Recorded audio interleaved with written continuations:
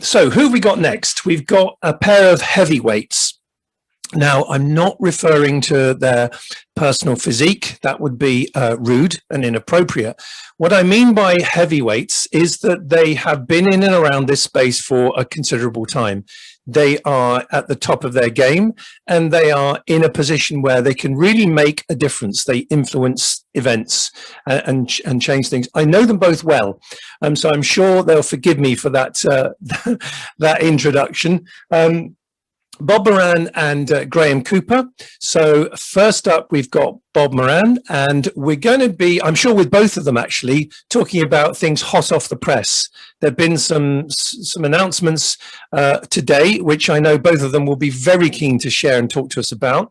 So no more ado, whatever that is. Bob Moran, welcome to the stage. I've got one quick question to ask you before we get stuck in. So first of all, how are you, Bob? Are you well?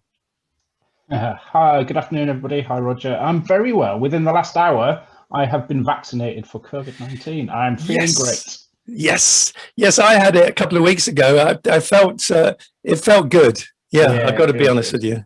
Yeah. You know, I've had COVID-19 and I'm better, but let's get the vaccine and that's all good. Oh my word! Oh right. Well, I'm glad that you recovered and you're fine, Bob. Yeah, quick question before we get started, and forgive me if this is what you're going to talk about in a moment anyway, but the change in the plug-in car grant that was announced today, is that just the car grant or does it impact the van grant as well? There have been changes to the criteria around a van grant, which also incorporates the truck grant as well. So yes, there have been changes. Off the top of my head, I wouldn't want to run through the numbers, but while Graeme's talking, I will pull the numbers out and I will make sure to stick it in the chat. Thank you. I think people were particularly exercised from what I saw a few exchanges on how does that impact on vans in terms of the reduced level, albeit one could argue a percentage that's still very good because it's for lower priced vehicles. We're trying to encourage more volume than perhaps how it worked before. But anyway, yes, let's go to that after we've heard from Graeme, but you're up next. So Bob Moran, welcome to the stage. Up to you've got 20 minutes if you want them, shorter if that's okay, but I'm certain there's plenty to discuss, so come and tell us what you're up to, Bob.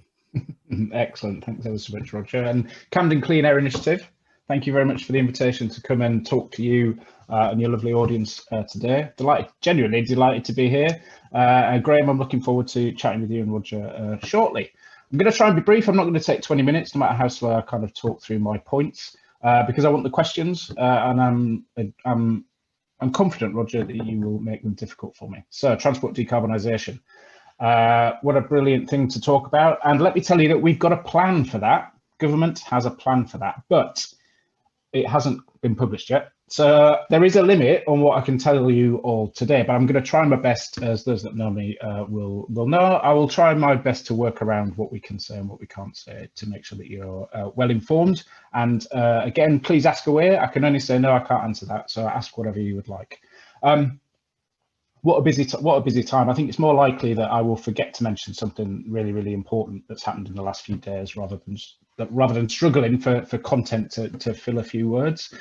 Because the announcements generally are coming thick and fast. Decarbonisation, I think generally, you know, it's what a huge, it is, let's pause, yeah, it is a huge challenge, but such a massive opportunity. And you will always hear ministers say that, oh, this is going to be difficult, but it's such a huge opportunity. But genuinely, it is a huge challenge, but the opportunity that we have here and now in front of us is absolutely immense. The challenges, so it's big cargo ships, it's big ships, it's planes as well, but also challenges that maybe, you know, can be seen as a bit surprising. Challenges around more space for walking, cycle lanes, those are challenges at the moment, but huge opportunities, particularly around technology, developing the technology here, but opportunities to improve all of our health and the health collectively of our nation.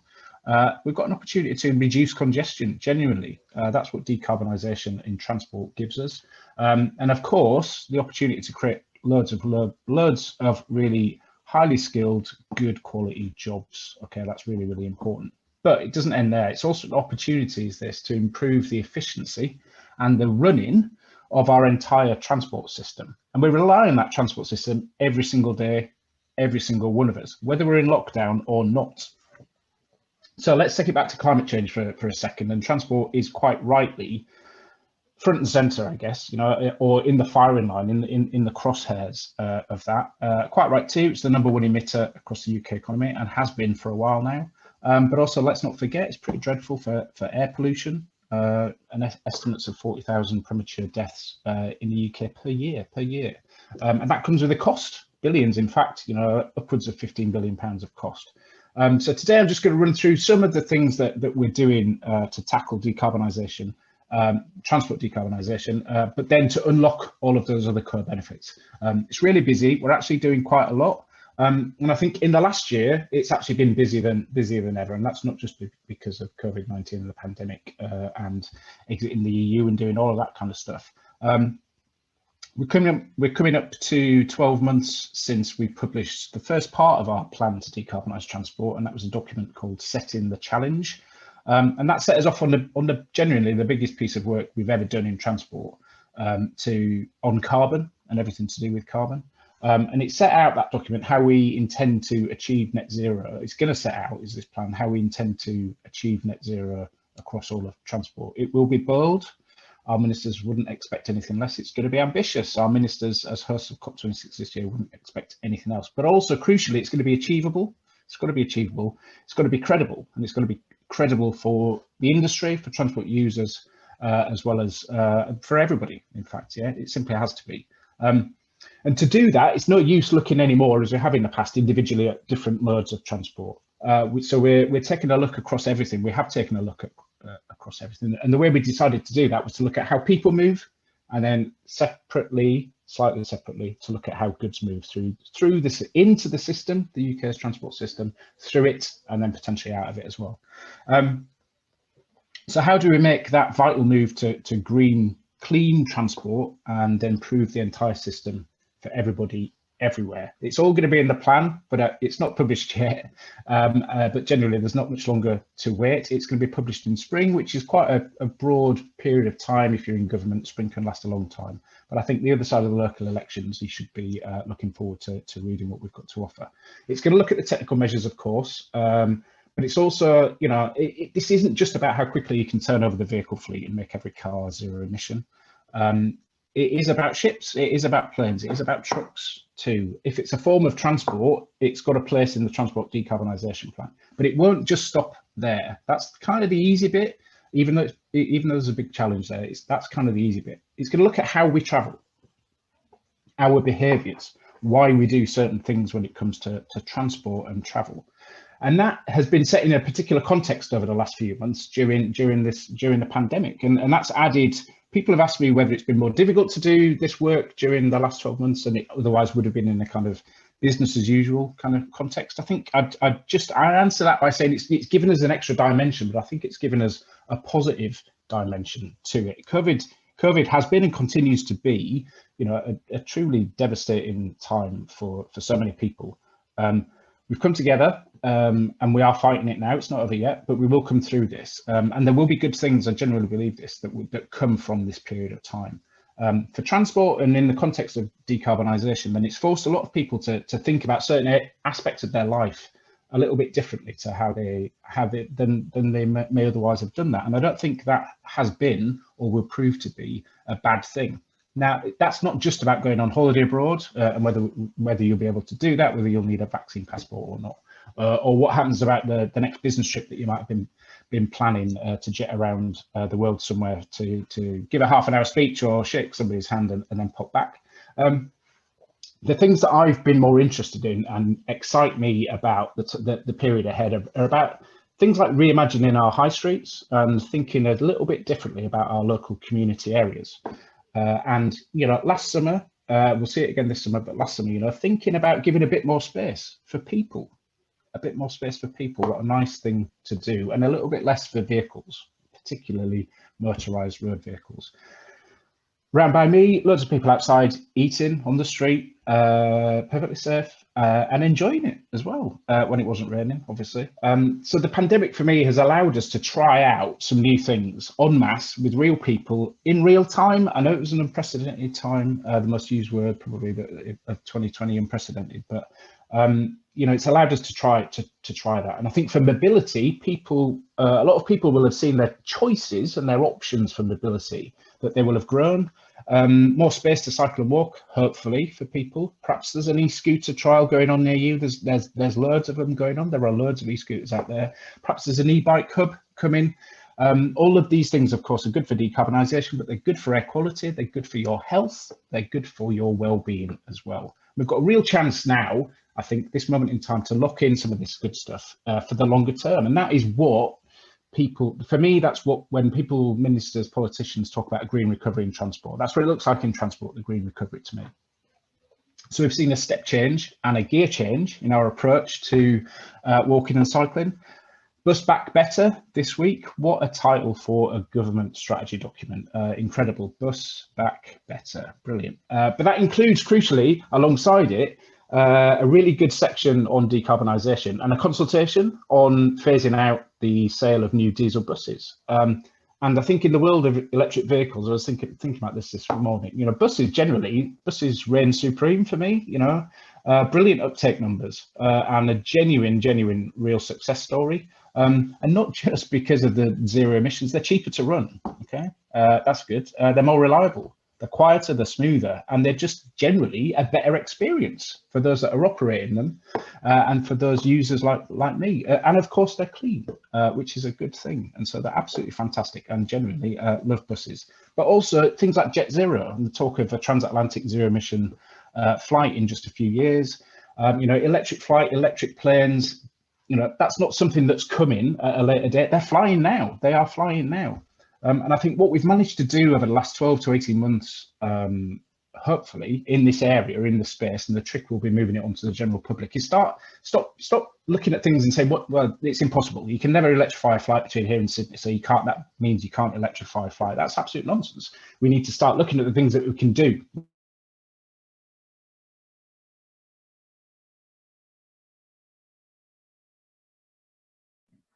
And we are going to do it. Roger, you all right? No, it's all right. It froze, but I think it was my end. All right. Okay. So there used to be a hiding place for those difficult to reach bits of transport when we had a target of 80% reductions by 2050. Various areas could say, well, it's going to be a bit too expensive to do us. It's going to be, you know, leave us out, leave us alone kind of thing. But not anymore. And that comes to, you know, the moment that we find ourselves in with automation, connectivity, masses of data, a lot of it in real time. You know, we can use this moment now to generally transform transport, make it better. We can tackle congestion, we can make our air cleaner, and we can make the places that we live in, which are now often the places that we work in, and probably going to work more in them, we can make them better, which is no bad thing. So hopefully you get the feeling, if not from me, from ministers, that we're generally leaning in on this. And there's an important reason why, because we're the hosts of COP26 later this year, and we want to demonstrate leadership internationally. And the best way, the simplest and the best way of doing that is showing off what we're doing at home. So showing off our domestic position and showing everybody what the benefits of doing this are. So no pressure, people who have been involved in the Transport Decarb plan that are listening to this, you know, so no pressure, but there is a lot riding on this project and this plan. But if you think it's all wrapped up and still to come out, it's not. You've seen bits and pieces of it already. So as I mentioned, the bold vision for cycling and walking, loads of money, £2 billion for new cycle lanes, cycle training for all zero emission places and things like that. Really making good on revolutionising what we saw last summer around people, the uptick in use of cycling and walking. And of course, a great vision, by 2030, half of all short journeys to be cycled or walked. That's brilliant. But alongside that came some things that will really turn the dial on this. So we've got new infrastructure design guidelines out, new powers for local authorities under the Traffic Management Act, which have been sitting, waiting, ready to go. And local authorities are saying, just give us them. Well, you know, unleashed now the power for local authorities to do more and to make this change even better. Of course, I would have to mention cars and vans. So let's move to them. Petrol and diesel cars and vans, ending the sale of new petrol and diesel cars and vans by 2030. I mean, the scale of that, it's huge. Is that absolutely huge? We brought forward the dates, the end date, by a whole decade, from 2040 to 2030. And actually, we brought it forward by 10 years, but there's only 9 years now left to deliver it. that is the type of response that many people, and quite rightly, have been saying has been needed to tackle the climate emergency, the global emergency without a vaccine. And so that is the type of response that we highlighted in the Setting the Challenge document this time last year, that the gap between where we were heading on current policies and where we needed to be. Okay, it was a huge gap, and if we carried on, we would have just continued to flatline as we have been doing for years. But we've got to take it beyond cars and vans. We've got to bring the same questions to bear on buses, as I mentioned, and to trucks as well. So hopefully, if you were one of those, and there were many people who thought 2020 was just full of warm words about the environment from transport, no plan yet, I hope that actually you'll look back on 2021 as the year when we acted. And I'll give you, just to wrap up, I'll give you 2 examples of what the sorts of things that you can expect from us over the next few weeks, as well as a transport decarb plan. We'll bring out a document alongside the plan that sets out the options for regulating to deliver the 2030 phase out date. Now, for me, this is the difference between a plan and a strategy. Okay, a strategy document, doesn't this sound good? Some grand vision of some very distant point in the future that says, oh, it'd be brilliant if we could get there. But actually, a plan says that's where we're going. Okay, and this is the path that we're taking, and this is what we're going to do along the way. And by regulating to deliver the 2030 phase out date, we can then ensure that the infrastructure to support, which I'm sure that Graeme's going to talk about, to support EVs and their users is going to be there. It tells Graeme essentially what he needs to be planning for. And those that are ready and waiting to invest in this space, can then invest on the back of certainty. They can crack on and get on with it.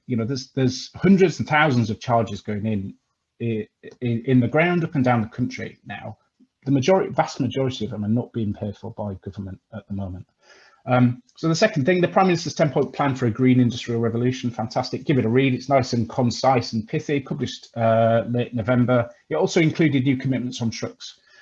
So the second thing, acting rather than just talking about it, we're going to bring out a consultation again alongside the transport decarbonisation plan on consulting on a phase out date for new diesel trucks with engines, essentially. Maybe we'll need 2 dates. I don't want to delay progress in the smaller categories whilst we wait for the big 44-ton trucks to come through.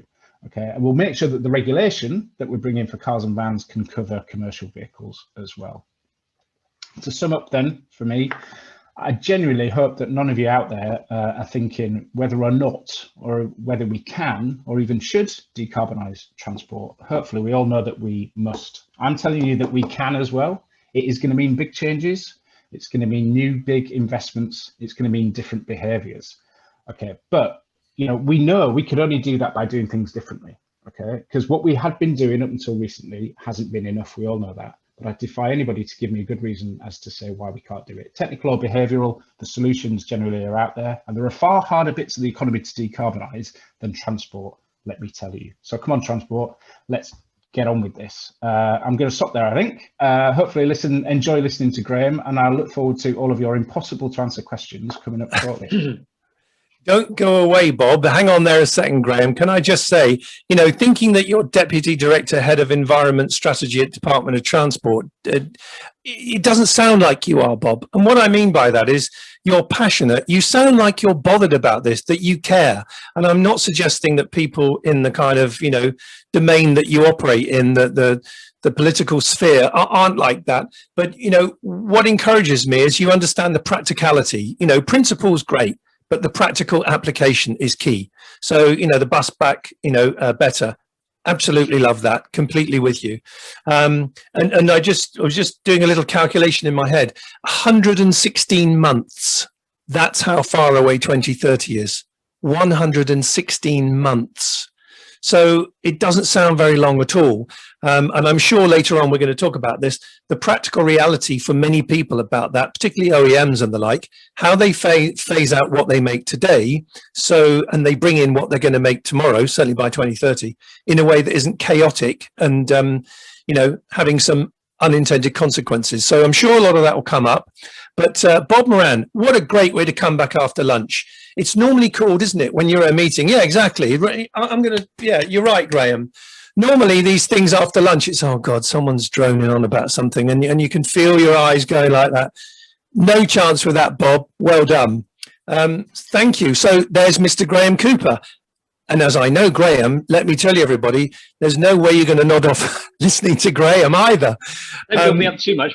Don't build me up too much, Roger. Well, I've got a lot to live up to after listening to Bob.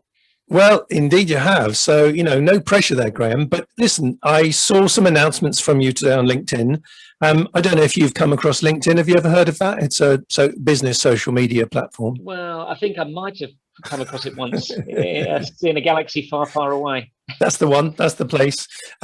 So, yes, welcome to the stage. So for those of you who don't know, Mr. Cooper, it's all about electrification strategy and national grid. It's all about, again, like as we just mentioned with Bob, the practical reality of how do we deliver all this stuff. It's all well and good people, you know, politicians typically trumpeting their, you know, new cause and their belief in the future, but someone's got to deliver it. So the good news is Graeme is one of those people. No pressure again, Graeme. You've got to deliver it.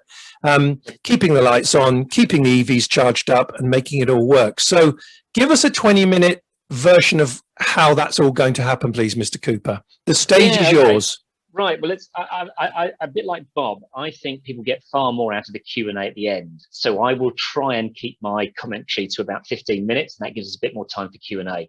So just a couple of things from my perspective, though.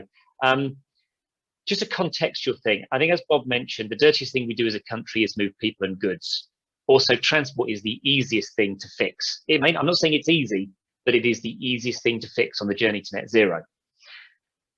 Because don't forget, other stuff has to move, which is more difficult. So I'm thinking, you know, as National Grid, because we are the conduit between where green energy is made or where energy is made and where it is consumed, we're critical to the net zero pathway. So we don't make energy, we don't buy electricity, we don't sell electricity, but we are the vital route to market. If we were, in road terms, we're the motorways and dual carriageways of the UK's energy system. But don't forget, this is not just about transport. This is about everything moving to net zero. So just contextually, don't forget, whilst those on this discussion are thinking about transport, somebody like me and my organisation is thinking about all forms of transport, but is also thinking about how do we decarbonise heating. You know, after transport, heating our homes and businesses are about an equal as far as dirtiness and consumption of energy. But also there are, you know, further industrial processes are getting more difficult to fix. But let's give you just a little piece of stuff that's also going on in my world that allows this transition to take place. So I'm often leveled with can the grid cope? All right.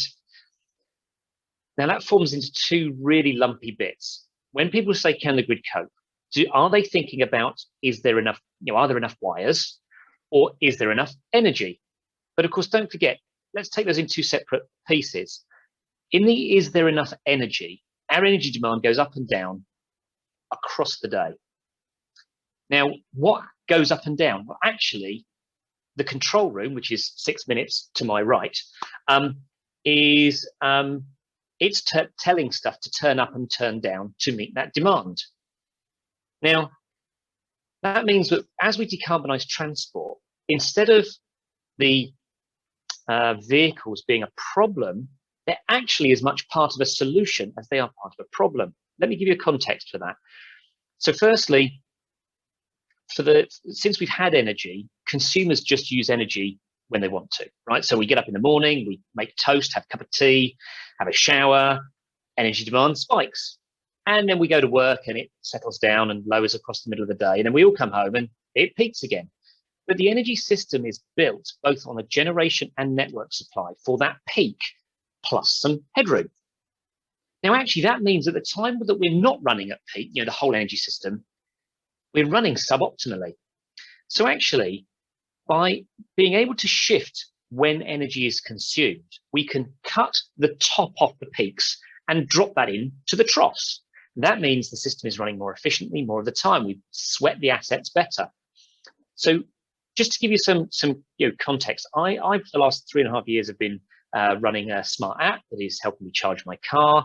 It looks to my energy provider for when energy is cheapest, and it looks to National Grid's API on carbon intensity for when it's cleanest, which means my car only charges when the grid is cleanest and cheapest, therefore helping the network, helping the energy system. And that has a symbiotic relationship, because as an ex-wind farmer, if you have too much wind on the system, then the price of energy collapses and could go negative.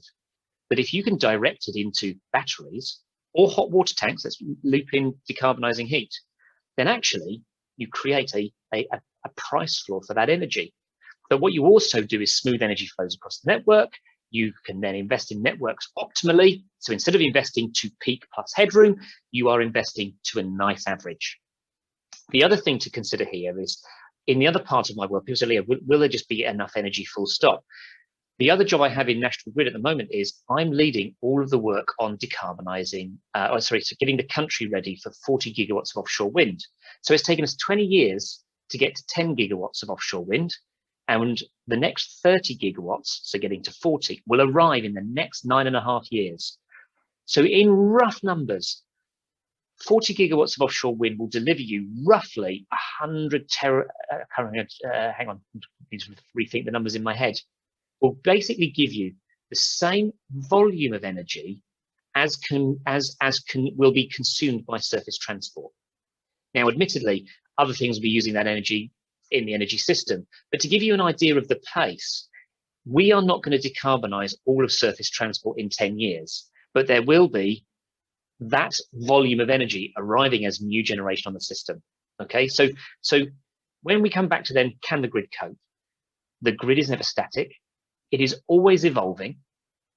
It will continue to evolve.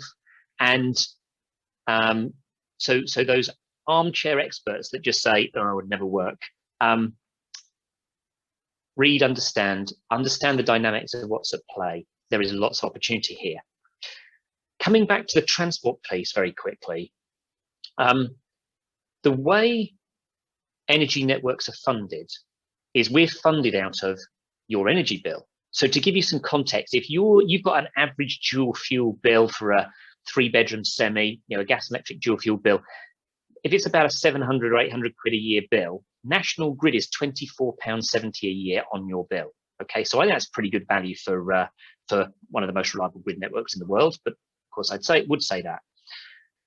But as a network investment, Ofgem has done a really, really good job of preventing networks building more than they need to do. So in essence, every price control, the way we're funded, we propose the things that we should build, and then Ofgem effectively challenges and says, well, can you put it off for tomorrow or 2 days? How far can you push that off? Do you need it today? And that has protected consumers from the growing cost of networks.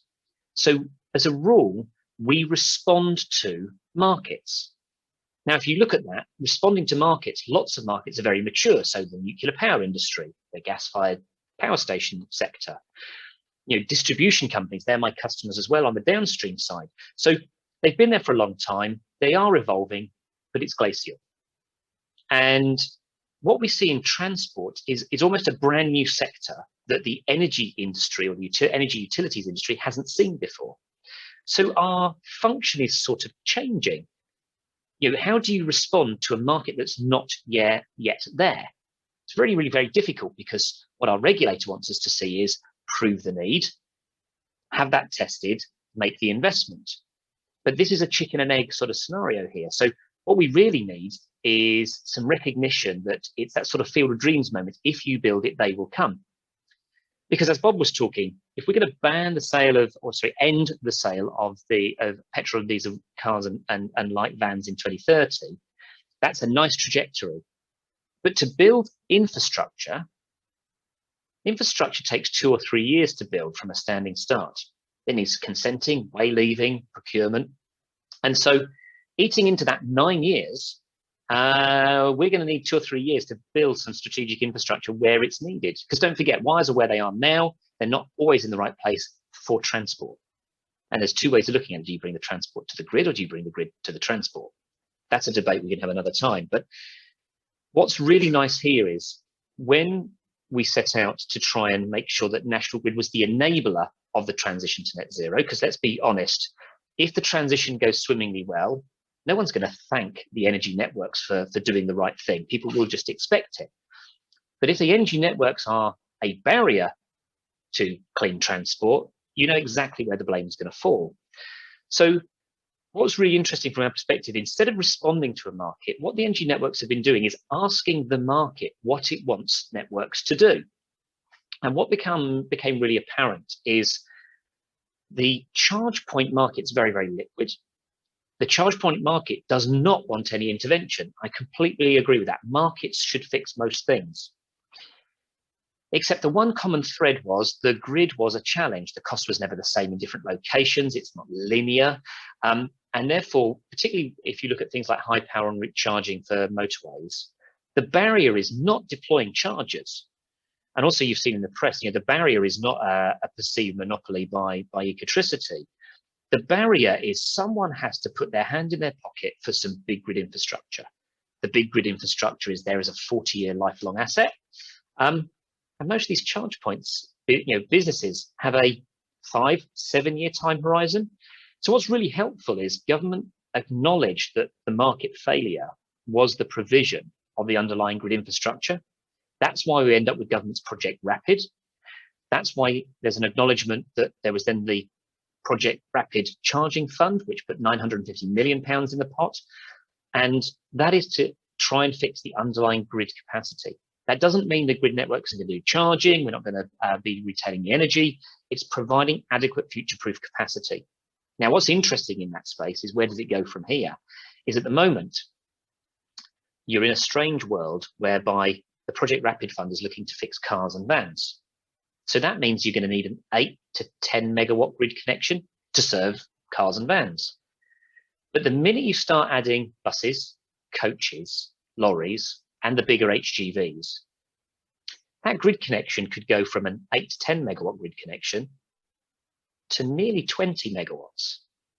So if you're going to lay the wires in to do this, do you lay them a bit now and then a little bit later and then a little bit later, forever digging it up and relaying it? Or do you do it right, do it once? So what I'm interested and excited to see is how the Decarbonisation of Transport plan views the do it right, do it once, views that transition to buses, coaches and trucks. But also don't think that I'm preaching at the church of electricity only, right? National Grid by its very nature has to be technology agnostic. We're not allowed to pick winners. So in all of our modelling in the transport space, that grid connection capacity could charge a static vehicle, a battery electric vehicle. That grid capacity could also run an electrolyzer to create your green hydrogen. So again, it doesn't have to be battery or hydrogen. The grid connection is power to gas that serves both. But also take that one step further. Our regulators worried about stranding assets. What if some new technology means that this 40-year asset is out of date at some period?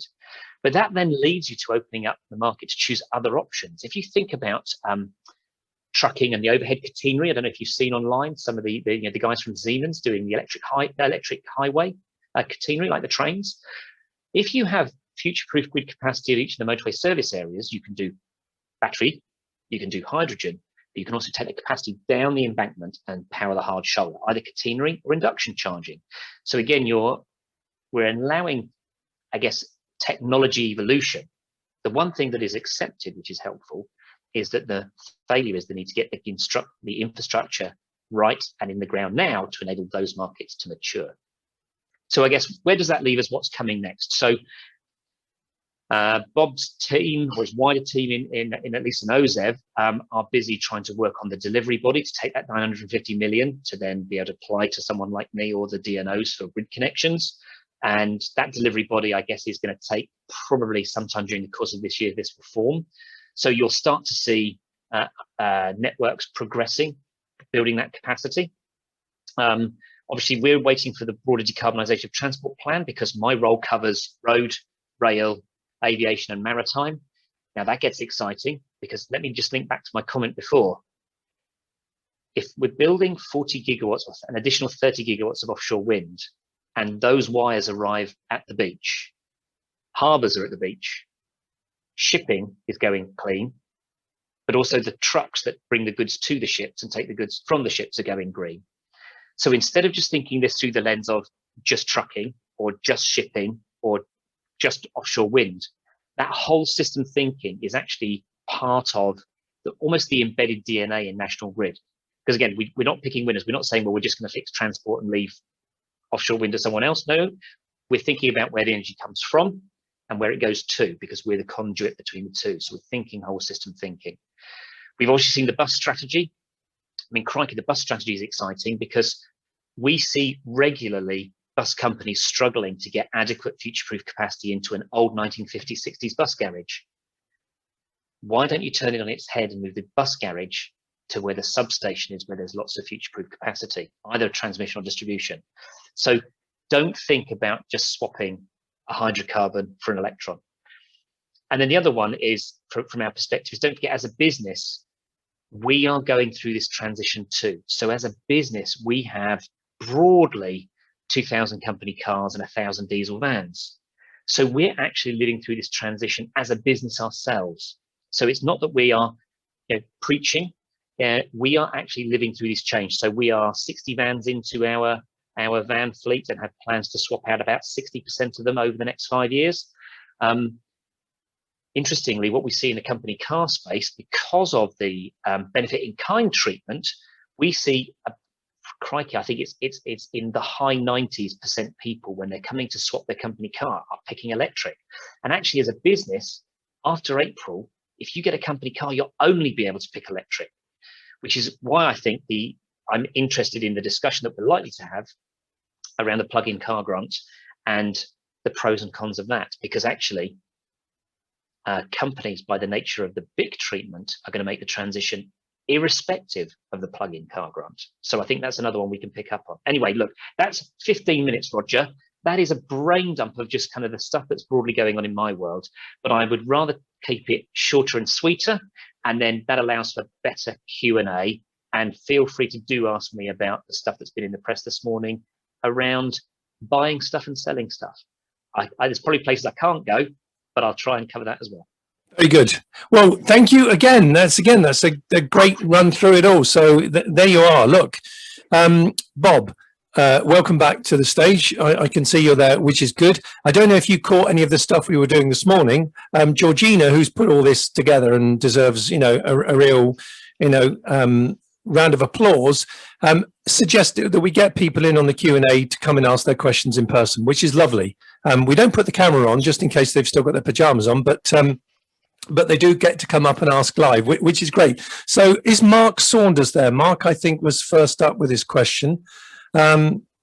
So I think, let's have a look. Let's see if he is. Yes, he is. So hi, Mark. Yeah, fire away. The stage is yours, sir. Thank you. Question to Bob, really.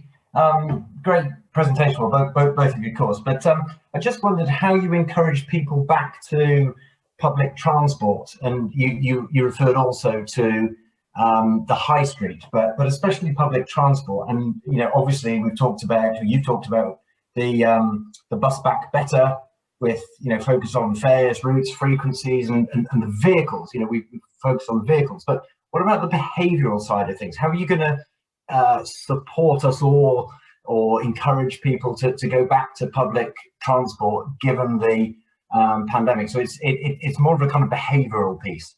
Thank you. Yeah, gosh, it's. I mean, long term, I believe it will recover. Mass transit, we all need it, and the country needs to rely on it. Short term, then yes, there is a behavioural bit. Look, it really, it really hurt everybody last year to having to suggest to people that they shouldn't go on public transport, or that they should be not travelling in that way, and to be getting into, to be using private cars. That's what inspired the cycling and walking, the e-scooter trials, and all of that kind of thing, providing more options where possible for people to think about, how they can make the journey, there's a huge challenge. We're going to have to reassure. The cleaning, the work across the transport sector on public transport to keep it clean is incredible. They're amongst, if they weren't already, they are now amongst the cleanest and safest places going generally, and the work that's going on there is huge. I think to give, so we will do that. There will be there will be campaigns, media. We will tell people, we'll reassure people. We will try and bring as many people with us as possible. I think e-scooters, I think this is the perfect chance as well at the same time for some new forms of transport to come to the fore. So e-scooters, Motorbikes, are they mainstream? Are they not mainstream? You know, well, actually, you know, powered two-wheelers and that whole category could see itself become really popular this summer and over the next couple of years, because that is, you know, especially for the commute, whatever that looks like in the future. But as we push hard on zero emissions commuting, so I think we will do it. I'm definitely looking forward to getting back on a train and heading somewhere for fun or for work purposes. I think we will do it. Bob, I think we're all looking forward to going anywhere on anything. Mark, great question. Actually, Mark and Bob, oh God, it's all falling down. Oh, Jesus, the whole thing's falling down. This is a very good book, Hop, Skip, Go, How the Mobility Revolution is Transforming Our Lives. So this is a really good book that talks about the move away from cars, not to demonize cars. You know, if you have a car, you're not a bad person, but essentially to look at so much more choice and enable that choice with investment, for sure, but also, you know, innovation and all of that stuff. So yeah, it's a great question to start with. So thanks for that. Is Tom around? Tom Beamish. Tom's got a question for us. If not, I think he might be. Coming. Yeah, he is. Coming. He's coming. There he is. He's coming. There he is. Tom, if your mic's on, it is. So the stage is yours, Tom. You've got a question for Bob, I believe. This is building up the atmosphere. Are you still there, Tom? Hi, can you hear me? Yeah, we got you, Tom. Yeah, far away, my friend. Hi, thanks, guys. Both really insightful talks. Really like your passion and enthusiasm. Bob, a question for you. You spoke about electric cars, electric buses, electric planes. Do you see a place for hydrogen within that plan, either in fuel cells or in hydrogen gas turbines for planes, or is the primary path through kind of battery electric? Is that kind of where DFT kind of sees the route? No, a good future for hydrogen in transport. I don't think we'll be able to decarbonise transport, reach every little bit of it without hydrogen, green hydrogen. And we unveiled the only place I visited after lockdown last March was the Tees Valley, apart from obviously the rooms in my flat and the supermarket. The only places that I visited was Tees Valley with Minister Rachel Maclean, who's the Transport Minister for Decarbonisation, and we went up there to launch the Hydrogen Transport Hub, which is and then there was more information announced on that yesterday, plus £3 million to get things going, to look at hydrogen across a region and what it can do for transport, as well as connecting into the energy network. So the simple answer to not waffle on is yes, absolutely. I think it's the bigger stuff. I don't think it's going to be in cars. I know there is a niche case that you can build for it, but I think cars are going to be battery electric. And don't forget that every hydrogen fuel cell powertrain setup needs a battery as well. So when I talk about electric, it's electricity that's moving the wheels or the blades or the whatever. So maybe that's my own personal thing. But for electric, I'm thinking storage in battery or hydrogen, whatever. Tom, thanks for that. Roger, can I get to that? Because, you know, from an electric grid perspective, we're technology agnostic. So, you know, what you see for hydrogen is, and don't forget, 97% roughly of hydrogen produced today comes from carbon-based sources, right? So it's not some magic clean in its chain. It's also less efficient. However, it doesn't mean it won't be used. So there's a few things at play here which I think lean into hydrogen, and some of them are more geography than technology. So we tend to think about, you know, a bus has to be electric or a bus has to be hydrogen. What we're starting to see in other industrial areas, so let's look at the industrial clusters around the country. So Teesside is one of them, Humberside, you have big industrial areas. If you're going to need hydrogen at scale for industrial processes, it's likely to come from blue hydrogen. So take gas, strip out the carbon, take hydrogen from it, right? You need to bury the carbon, but if you're going to have that in a geographic cluster, let's use the Humber or Teesside as an example, then because there's hydrogen there, there's a predisposition that it's there and more plentiful. So you're more likely to see vehicles go hydrogen, right? Or at least the vehicles that are, you know, economically will drive it that way. So I think for me, the piece that people often forget is they try and pick a fuel for a device. They forget the geography. If you add the geography to it, the narration changes right in that space. Let me get some more questions out, because that's what we're all keen on doing. And Doug, Doug Holden doesn't want to read his out. He doesn't want to come on mic, so I'm going to read his out. And it relates to what you just said, Graeme. So he says the gas network is being updated with plastic pipes. Will it be used for hydrogen? As the calorific value of hydrogen is only 30% of methane, will it have the capacity? And then he goes on to say, will SMRs, small modular reactors, take the pressure off the electric transmission network? Ooh, so let's divide those up into two nice little pieces, and I'll try and relate some of these things together. So it's, you can't just switch off natural gas and put hydrogen through gas pipes, right? That doesn't work. We don't have the, the gas infrastructure is aged in places. It's been replaced by plastic lined pipe in places. What we will see, I suspect, again, this comes more to geography. Piped hydrogen, pure piped hydrogen, we are a long way off. I'm not saying it's not going to happen, but we are still a long way off that. I think what you'll see is a real mixture. There are already trials blending hydrogen in, which takes the dirtiness of the gas down a tremendous amount. The learning from that will build on that. I think this one becomes more about geography. So piped hydrogen is more likely to be where there are these hydrogen clusters, which means you're more likely to see hydrogen boilers in and around where you have those geographic clusters. If you're like me in rural Berkshire, not in an industrial area, not where there's likelihood of access to anything other than green hydrogen, it's more likely to be heat pumps, right? Because why would you go through the conversion process to make hydrogen to turn it back into heat? Just go electrical transfer. So that's sort of, in a very snapshot, sort of captures that in essence. The other one was around small modular reactors. So coming to Bob's point about aviation, 80% of the emissions in aviation comes from just 20% of the flights. And that 20% is the long haul stuff. Now, as Bob rightly says, there are already electric flights, programmed to happen. I think they've just announced today the first one's coming out of Exeter. Well, we're talking about them later on, Graeme. So yeah, fantastic. So what's interesting for me is the science of getting a jetliner to Australia. Right, one, we should be cutting down on those flights, but how do you do that? So the really, really clever people at Rolls-Royce are already able to run, I understand, their current latest aviation engine on synthetic Jet A1. They call it e-fuel, right? Or syn fuel. Now, the only thing to acknowledge there, and this is where it links to small modular reactors, roughly, and again, I'm sure there are scientists who'll tell me my numbers slightly out, but roughly, it takes about 16 times the amount of energy to make synthetic Jet A1, right? Quite energy intensive, which means it's not just a switch to a syn fuel for everything. Right. But then where does that energy come from?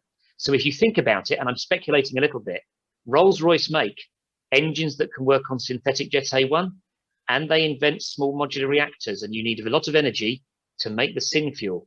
I can sort of see a synergy somewhere where that might make sense. Oh, absolutely. And look, we are just skirting through these answers, so forgive us in that, because we want to get through as many as possible. And talking about synthetic fuels, by the way, I think there's an interesting development going on in motorsport with that, in and around Formula One and the like as well. So it's all getting very interesting. Bob, I'm going to come to you with a question which has been asked from other people, not on here at the moment, and we will go through them all, because I don't want something to happen like happens with politicians who keep asking lots of questions to avoid answering the difficult one. So here's the difficult one for you, Bob. Why was there no notice given to the change in the plug-in car grant?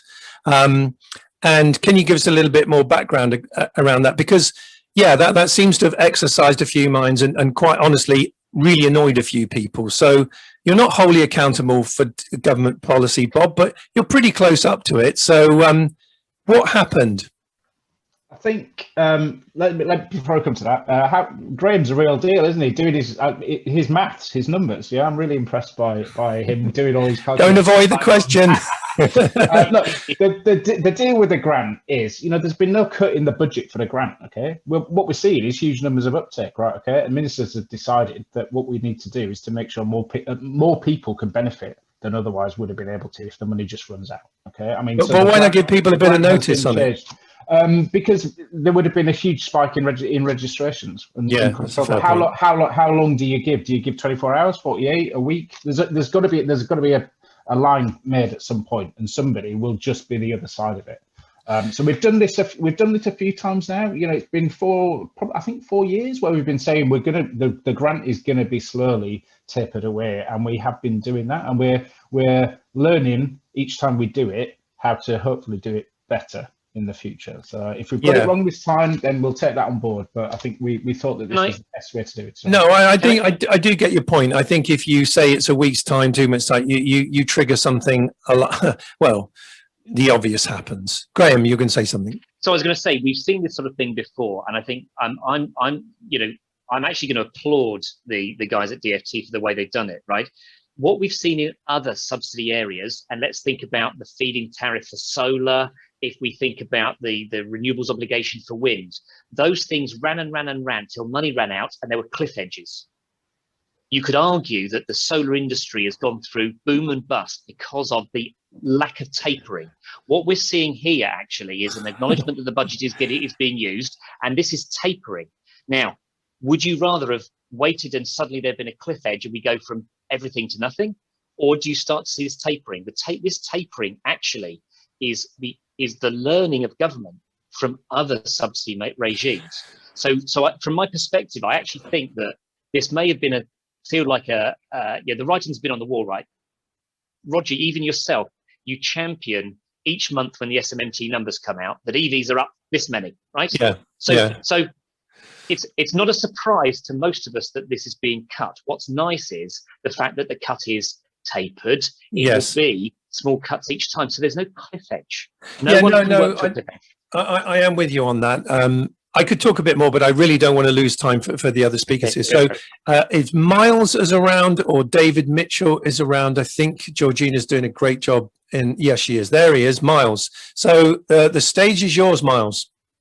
Oh, it was just a quick question. I live down in Dorset, and we see a lot of work by the local councils to deal with opening up public spaces, reducing roads, and reducing the accessibility of cars to local. But there's not a lot of publicity. There's a big pushback because people don't want to change their habits, and I think a lot of what's being talked about is actually the change of habit to reduce vehicles. There's not a lot of communication about it, and I just wondered what from a Department of Transport's perspective are actually the biggest roadblocks from implementing their proposed changes to this 15-minute city. I love the idea. I'm all over it. I really like it a lot. But good. You've got a fan there, Bob. How do we tell more people about it and get them on board? Gosh, it's so difficult. It's so difficult, and I'll tell you why it's difficult. It's difficult because ministers are politicians, and their job requires them to get voted in every few years. And if you're a minister and you talk about wanting more people to cycle, and the reality of more people cycling, especially if they're getting out of their cars to do that, means more space for other people who need to drive the cars or want to drive the cars. But it gets badged immediately as an anti-car policy, and it's not an anti-car policy at all. It's absolutely so far from it. So the difficulty with going into 15-minute cities, brilliant, or 15-minute neighbourhoods or whatever, is that you immediately get badged and branded as something that you're not, essentially. So that's the whole implementation of a lot of this stuff. It can prove very difficult, but I think I hold hope in my heart that the reality is for so many of these schemes, but there have been some that haven't been implemented very well. But when you look back, give them a year, give them 6 months, give them 12 months, 18 months, actually, the local people, the people that used them, they don't want to go back. Right. Great. Miles, thank you. David, I'm going to ask you a question because you asked me to do that. Then I'm going to come to David Hudson, who we all know, smart guy from Tata. He'll be up next to ask it in person. So David asks me to ask both of you this. Do you see the government financially investing in induction charging for all car, bus, truck vehicles so we can have recharge on the go rather than having cables everywhere? Now, I didn't ask him to ask that question, and I'm really pleased he has, because as certainly Graeme, I've been a passionate believer in high power wireless charging for some time. And there's a bunch of Jaguar I-Paces, by the way, David, about to go live, I think next month now, all the COVID delay and everything, in Oslo, 25 Jaguar I-Pace taxis being wirelessly charged whilst they wait on a taxi rank. So might we see something like that emerge, Graeme or Bob? yeah, I've got vested interest. I don't want to skew how I'm asking this question. It's David's question anyway. Should we see government intervention in a big way with charging infrastructure? I'll dive in on the government should intervene where there's a proven market failure. Yeah, the best way for any mature economy to work is the market will fix most things. Now, the challenge we've got is if we had infinite time, market would infinitely get to the right answer or an answer. The challenge we've got is a process of time, which is why I think government should intervene where there is a proven market failure. I don't think anyone's proven to me or to government that there is a failure around induction charging. The challenge that we've acknowledged before is grid networks are monopolies, right? We have to work in a very licensed way, as monopolies. So we can only provide what we can provide when we can provide it. So that's where government is intervening, right? What goes on the end of our wires, that's absolutely a commercial opportunity. And you're right, Roger, it beautifully suits as a technology, a taxi rank. High utilized vehicles who are standing stationary or near stationary for small periods of time. Why would you want to get in the middle of that and start mandating something that actually makes sense? So I'm a firm believer, let government intervene where there's a proven market failure, leave it to market where there is not a proven market failure. But what do I know? Okay. Bob, over to you. Yeah, Bob. I was going to say, bring it on. I don't think in any of the criteria for any of our grants at the moment, it says there must be a wire on any of it, so bring it on. I'm going to look at trucks. We've got 20 million quid about to be launched next week for a truck trial through Innovate UK, looking at all the zero emission technologies available for 44-ton trucks. So overhead catenary, battery electric, hydrogen fuel cell. If there's an induction charging project that comes through, that brilliant, we'll get behind it. And I think we've done it. I think through OLEV, now known as OZEV, I think we have funded a taxi rank or two. Yeah, there's one in Nottingham. There's a trial in Nottingham. So David Hudson, if you're around, Dave, if you'd like to come up onto the stage, and after that we'll have Nikolai, if he's around. But we're looking at the time and try and get everything in. Dave, you're there. If you unmute or get unmuted by Georgina, it will be all yours, my friend.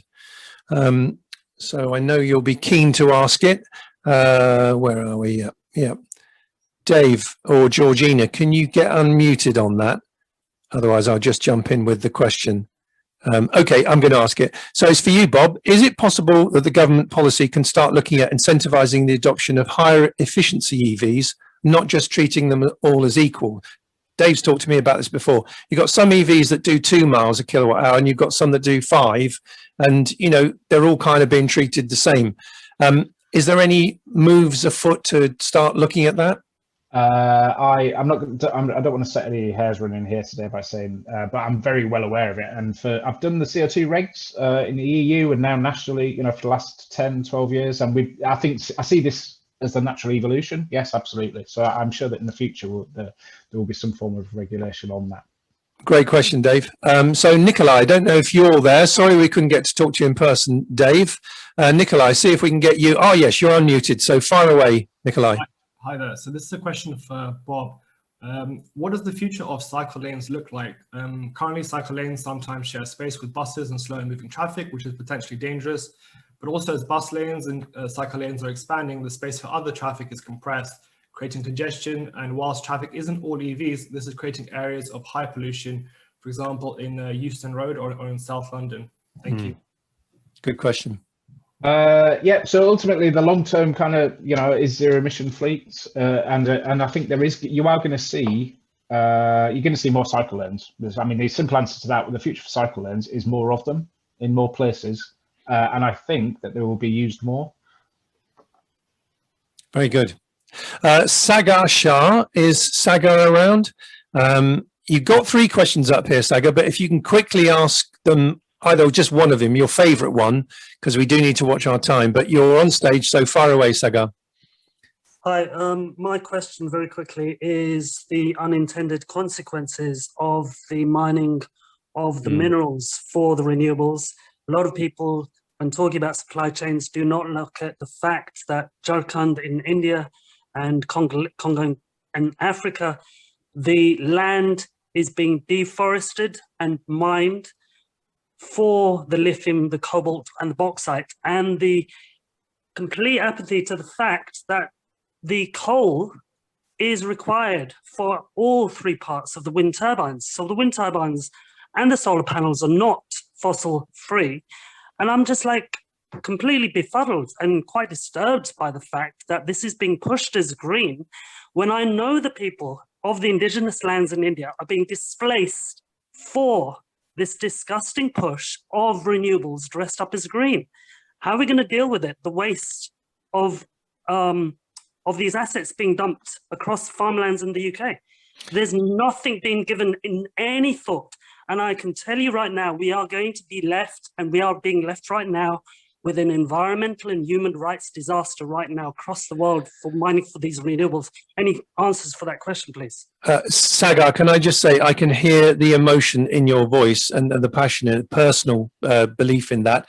And I think, you know, to some extent, you're absolutely right. And the mining and mineral processing industry is under more pressure than it's ever been to get the environmental and the social aspects of its industry improved. Is it right yet? No. Does it need to get better quickly? Yes. And are these accelerated developments in electric vehicles from Volkswagen and others potentially a massive threat? You ask a very, very good question, my friend. So Graeme and Bob, do you want to talk about that? So it's one, I can't give you the National Grid view of this. You know, National Grid is the conduit between where power's made and where it's consumed, right? It's not right and appropriate. But can I give you, I had to do in my last job. In my last job, I spent 11 years building £500 million worth of wind farms. One of the roles that I had was to calculate the entire carbon cost of building a wind farm. And when, in the wind farm's life, it would offset all of the carbon that went into building it. So that's everything from the steel, the carbon fiber, the concrete. It's like the well-to-wheel thing, yeah. The well-to-wheel. Yeah. So I did that for a typical UK, you know, Scottish wind farm. And the carbon payback for the entire build of the wind farm was between 6 and 7 months on an asset that would generate clean electricity for 25 years plus. So I'm not in any way dismissing your commentary in the slightest, but the bit that I do know is, having calculated, and it was audited, the carbon cost of building a large-scale commercial wind farm in Scotland, it was net positive after 6 or 7 months. And the wind farms were designed for a 25-year life. We had at that point turbines going into their 28th, 29th year. So the net onshore wind farming in the UK. I can't comment on other technologies. Yeah, I mean, I know a little bit about the Sagar. I think you clearly know a lot more, but I know, for example, doing some work as I have and yesterday with Benchmark Mineral Intelligence, a company that monitor all of this. The audit trails are increasing now in terms of going right the way upstream into where is this coming from and how does it work? And the manufacturers of both the batteries and the auto manufacturers now are going to be called to account much more than ever before on all of this stuff. You can't just sort of hold a screen up and say, well, look, we're all right. You know, so I absolutely take your point, and I do think it's something that will become a big issue, and I hope it is, because then if it's a big issue, we can start dealing with it maybe better than some of what I've described and Graeme talked about there anyway. Because yeah, we can't do that. That's just not appropriate. You can't just shovel your problem into someone else's backyard. I completely agree with you, Sagar. So thank you for asking that question. I think it was great. Frank DeSinis, I don't know if Frank is around. He's going to talk about aviation and he's got a comment to make about Airbus. I don't know if he's still about. So let's have a look. No, I don't think so. But you know, Frank's, and we're going to be talking about aviation later on, actually, when we talk about Zero Avia. It's extraordinary. We do have electric aeroplanes in the air right now, both with batteries and with fuel cells. And the technology advancement on that is extraordinary. So just like your point earlier, Bob, about let's build back better, let's build back green. You know, we can all say, well, why didn't we do all this stuff 5 years ago, 10 years ago, 20 years ago? Well, we didn't. But, you know, more importantly is let's do it now then.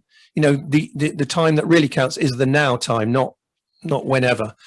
So look, both of you, thank you. We could talk a lot more, I'm quite sure. The three of us, probably we could talk people to death, to be frank, between us all.